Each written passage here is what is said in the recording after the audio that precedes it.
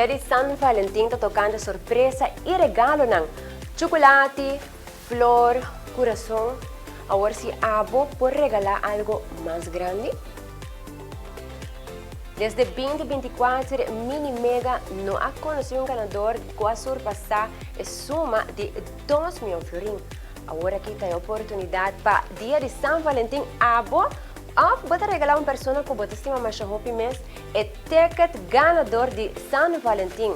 Cumpre casa de vosso sonho, e vacância ou e matrimônio de vosso sonho. E assim está passando a qualquer revendedor preferido promete que você vaca para botar na hora e também corda guarda boteca bom.